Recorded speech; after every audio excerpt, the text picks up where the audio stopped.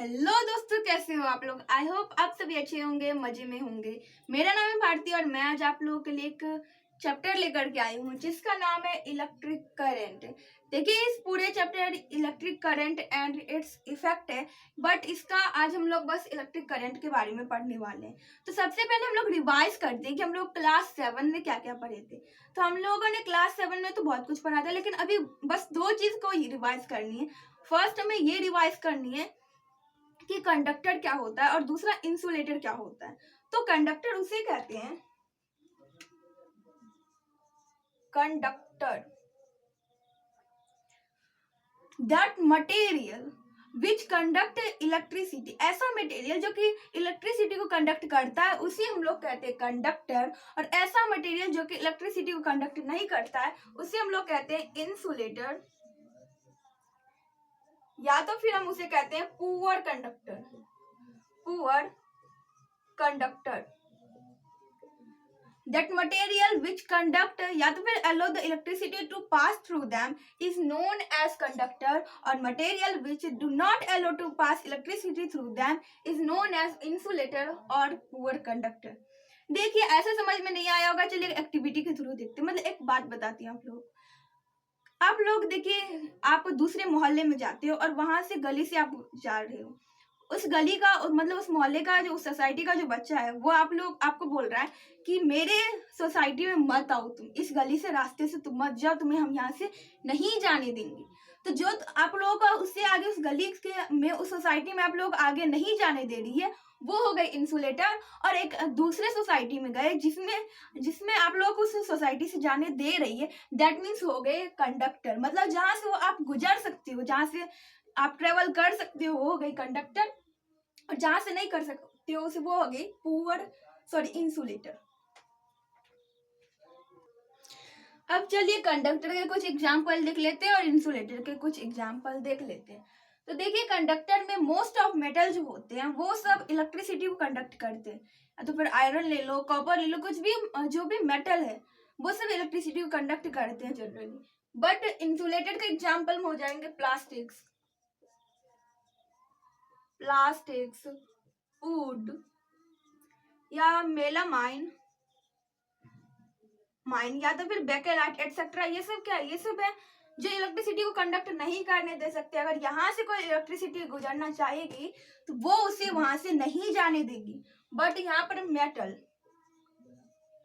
Metal बोलेगा electricity को, आओ भाई चलो यहाँ से आप गुजर सकते हो। तो एक चीज आप देख लो, ये सब जो है, ये मेटल है, प्लास्टिक्स, ओट्स, मेलामाइन, ये सब सॉलिड है।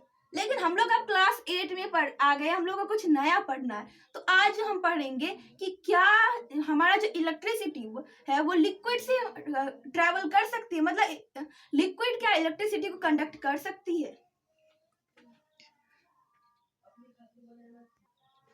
तो देखिए, हमें पढ़ना है कि कंडक्शन थ्रू लिक्विड मतलब क्या, इलेक्ट्रिसिटी लिक्विड क्या इलेक्ट्रिसिटी को कंडक्ट कर सकती है। तो इसके लिए आप लोगों को करनी है एक एक्टिविटी। इसमें आप लोगों को एक ले लेनी है कंटिन्यूटी टेस्टर।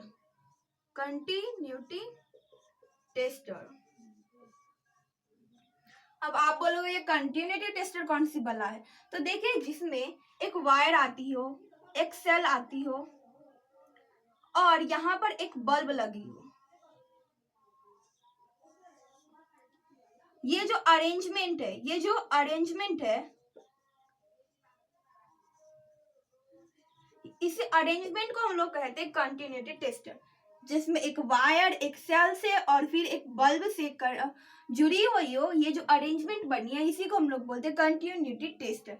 तो आप लोग एक कंटिन्यूटी टेस्टर ले लेनी है, और फिर आप लोग क्या करनी है, एक बीकर में टैप वाटर ले लेनी। कौन सी वाटर? Tap water. और इसमें आप लोग इस कंटिन्यूटी टेस्टर को डाल देनी है।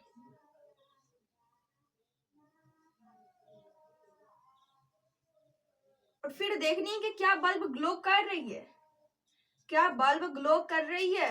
तो आप बोलोगे हाँ दीदी बल्ब तो ग्लो कर रही है, लेकिन एकदम धीरे धीरे, एकदम पूरा तरीके से जल नहीं रही है। मतलब थोड़ा थोड़ा उसमें से लाइट निकल रही है, नाम मात्र का लाइट निकल रही है। हम बोलेंगे फिर से, ठीक है दोबारा करो एक दोबारा में डिस्टिल वाटर लो, टैप वाटर की जगह यहाँ पे ले लो डिस्टिल वाटर।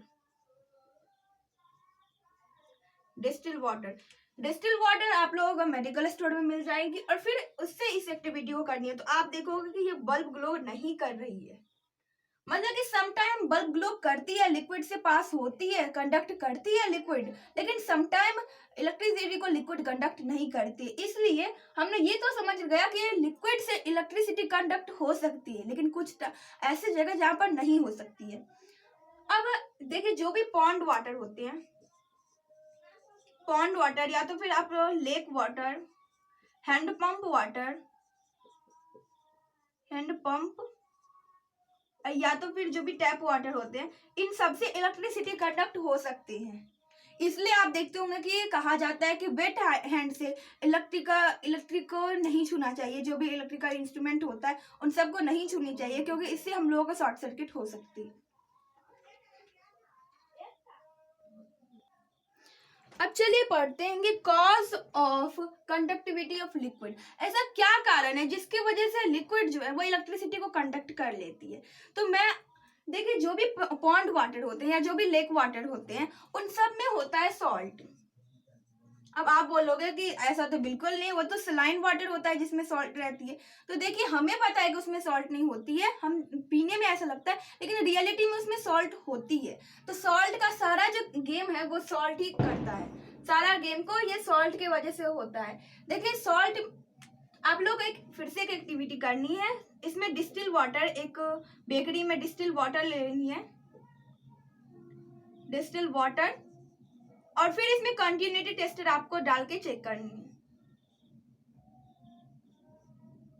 कंटिन्यूटी टेस्टर डाल के फिर आपको चेक करनी है। तो आप देखो बोलोगे कि हम तो ये पहले कर चुके हैं, इसमें तो बल्ब ऐसे में नहीं जलती है। आपको अब इसमें बस 2 चम्मच क्या मिला देनी है, सॉल्ट मिला देनी है। इसमें 2 चम्मच बस सॉल्ट मिला देनी है, और जब सॉल्यूशन तैयार हो जाएगा तब उसमें आपको कंटिन्यूटी टेस्टर डालनी और तब चेक करनी है। तब आप देखेंगे कि बल्ब ग्लो हो रही है, वो भी बहुत ही अच्छे तरीके से, पूरे तरीके से बल्ब ग्लो हो रही है। अब आप बोलोगे ये कैसे, ये तो सच में मैजिक हो गया।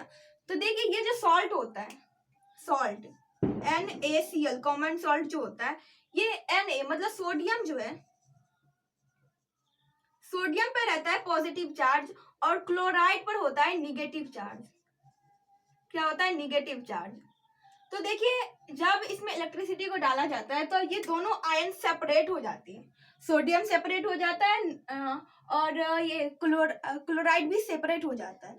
तो इससे क्या होता है, ये दोनों जब सेपरेट हो जाता है तो दोनों में मूवमेंट होती है, दोनों मूवमेंट होती है, और उसी मूवमेंट के दौरान वहां से इलेक्ट्रिसिटी कंडक्ट हो जाती है। मतलब कि जिस भी वाटर में अगर हम सॉल्ट मिला दे दैट मीन्स, या जिस भी लिक्विड में अगर हम सॉल्ट मिला दे दैट मीन्स वहां से इलेक्ट्रिसिटी कंडक्ट हो सकती है। तो देखिए ऐसा लिक्विड जिससे इलेक्ट्रिसिटी कंडक्ट हो सकती है उसे हम लोग कहते हैं इलेक्ट्रोलाइट्स। क्या कहते हैं, इलेक्ट्रोलाइट्स। अब आप बोलोगे उसे तो हम लोग कंडक्टर बोलते हैं, जहां से इलेक्ट्रिसिटी पास हो जाती है उसे हम लोग कंडक्टर कहते हैं। फिर ये इलेक्ट्रोलाइट्स कहाँ से आ गए, देखिए उसे हम लोग कंडक्टर ही कहते हैं। लेकिन देखिए यहाँ पर एक लिक्विड है, लिक्विड एक सेपरेट है, इसलिए हम लोग एक इसका स्पेसिफिक नाम दे दिए, मतलब कि इलेक्ट्रोलाइट। मतलब कि जो भी लिक्विड जहाँ से इलेक्ट्रिसिटी कंडक्ट हो सकती है उसे हम लोग इलेक्ट्रोलाइट कहते हैं। अब चाहे टेप वाटर हो या तो फिर डिस्टिल वाटर में सॉल्ट मिला दे, या जो भी वाटर हो जो इलेक्ट्रिसिटी कंडक्ट करे उसका नाम हो गया इलेक्ट्रोलाइट्स। कंडक्टर है साथ में वो इलेक्ट्रोलाइट ही है। ठीक है, अब ये इलेक्ट्रोलाइट जो है वो 2 तरीके के होते हैं। कितने तरीके के होते हैं, 2 तरीके। पहला होता है स्ट्रॉन्ग इलेक्ट्रोलाइट और दूसरा होता है वीक इलेक्ट्रोलाइट। अब आप बोलोगे ये कौन सा गेम है नया। तो देखिए स्ट्रॉन्ग इलेक्ट्रोलाइट मतलब कि देखिए फर्स्ट टाइम इसमें डिस्टिल वाटर या तो आप टैप वाटर के साथ जब उसमें कंटिन्यूटी टेस्टर डाले थे तो आप देखे थे बल्ब ग्लो करता है, लेकिन बहुत कम ग्लो करता है। लेकिन जब हमने आप बोल सकते हो NaCl लिया और उसमें जब हम कंटिन्यूटी टेस्टर डाले तो बल्ब पूरे अच्छे तरीके से ग्लो कर रही है। मतलब जहां पर बल्ब अच्छे तरीके से ग्लो कर रही है, बल्ब जहां पर अच्छे तरीके से ग्लो कर रही है वो हो गया स्ट्रॉन्ग इलेक्ट्रोलाइट, और जहां पर बल्ब एकदम थोड़ा मतलब नाम मात्र का ही ग्लो कर रहा है वो हो गई वीक इलेक्ट्रोलाइट। अब स्ट्रॉन्ग इलेक्ट्रोलाइट के एग्जाम्पल क्या हो जाएंगे, इसके एग्जाम्पल हो जाएंगे NaCl, या इसके बाद हो जाएंगे सल्फ्यूरिक एसिड एटसेट्रा। और इसमें हो जाएंगे pond water, lake water, tap water, जो भी ऑर्डिनरी वाटर होते हैं, टैप वाटर, वो सब हो जाएंगे पॉन्ड वाटर, या जो भी ऑर्गेनिक एसिड होती है, जैसे हो गए सिट्रिक एसिड, सिट्रस एसिड, इससे भी ये भी एक वीक इलेक्ट्रोलाइट ही है। अब आप लोगों को कमेंट सेक्शन में ये बतानी है कि हमारा जो सॉल्ट वाटर होती है, जिसे हम लोग कहते हैं सलाइन वाटर या जो भी सी वाटर होते हैं, सी वाटर, क्या ये स्ट्रॉन्ग इलेक्ट्रोलाइट है या ये वीक इलेक्ट्रोलाइट है, ये आप लोगों को कमेंट में बतानी है। क्या बतानी है कि सलाइन वाटर या जो भी सी वाटर होते हैं वो स्ट्रॉन्ग इलेक्ट्रोलाइट है या वीक इलेक्ट्रोलाइट है।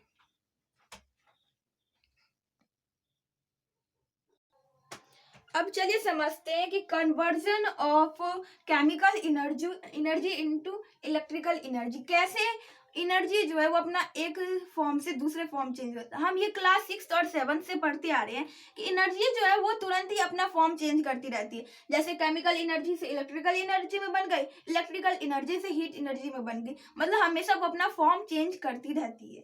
तो ये जो कौन बताया ऐसा कि इलेक्ट्रिकल वो जो एनर्जी है वो अपना फॉर्म चेंज करती रहती है, तो हमारे एक इटालियन साइंटिस्ट थे, इटालियन साइंटिस्ट, उन्होंने जिनका नाम था अलेसेंड्रो वोलेट्री, जिसका नाम था, उन्होंने 1790 में बताया, फर्स्ट टाइम उन्होंने प्रैक्टिकल इस एक्टिविटी को करके दिखाया कि कैसे केमिकल एनर्जी इलेक्ट्रिकल एनर्जी में चेंज हो रही है। किसने बताया? इटालियन साइंटिस्ट जिनका नाम था अलेसेंड्रो वोलेटिक। उन्होंने 1790 में फर्स्ट टाइम प्रैक्टिकल इस एक्टिविटी को करके दिखाया कि कैसे केमिकल एनर्जी इलेक्ट्रिकल एनर्जी में चेंज हो रही है। और उन्होंने वोलेटिक सेल के बारे में बताया, वोलेटिक सेल। अब ये क्या होती है? वोलेटिक सेल एक ऐसा डिवाइस है जो कि केमिकल एनर्जी को इलेक्ट्रिकल एनर्जी में चेंज कर देती है, उसी हम लोग कहते हैं वोलेटिक सेल। समझ में आ गया? इसे और अच्छे से समझने के लिए आपको एक छोटे से एक्टिविटी करने की जरूरत है।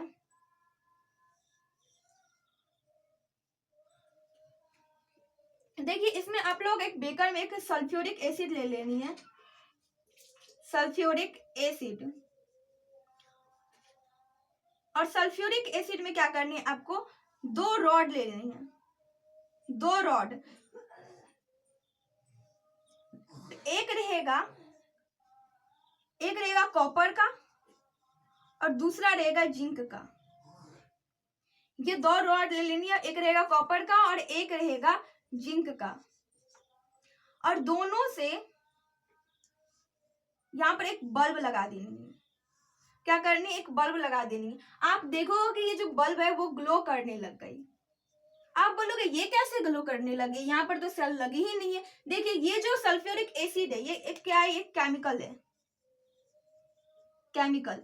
और ये जो केमिकल एनर्जी है वो अपना फॉर्म चेंज कर रही है, वो हो रही है इलेक्ट्रिकल एनर्जी में, वो बदल रही है। और electrical energy feed heat energy and light energy में दिख रही है, हमें ये प्रोड्यूस हो रही है। देखिए, सबसे पहले ये केमिकल एनर्जी था, केमिकल एनर्जी बन गई इलेक्ट्रिकल एनर्जी में, और फिर वो हीट एनर्जी और लाइट एनर्जी में चेंज हो गई। तो इस तरीके से आई होप ये समझ में आ गएंगे। और यही है the voltaic cell, the voltaic cell. I hope ये समझ में आ गए होंगे। फर्स्ट टाइम किसने डिस्कवर किया था? अलेसेंड्रो वोलेटिक ने, जिन्होंने 1790 में अप्रोक्स 200 ईयर्स एगो उन्होंने प्रैक्टिकल इस एक्टिविटी को करके दिखाया था कि कैसे एनर्जी जो है वो अपना एक फॉर्म से दूसरा फॉर्म में चेंज हो जाती है। देखिए, ये जो कॉपर है, कॉपर पर होता है पॉजिटिव चार्ज और जिंक पर होता है निगेटिव चार्ज। और इसी के साथ आज का जो हमारा वीडियो था जिसमें हम लोग पढ़ने वाले थे इलेक्ट्रिक करंट के बारे में, वो कंप्लीट हो चुकी है। अगर ये वीडियो आप लोगों के लिए यूजफुल रहा तो प्लीज वीडियो कर दीजिएगा लाइक और अपने दोस्तों के पास कीजिएगा share. Bye bye, take care, thanks for watching.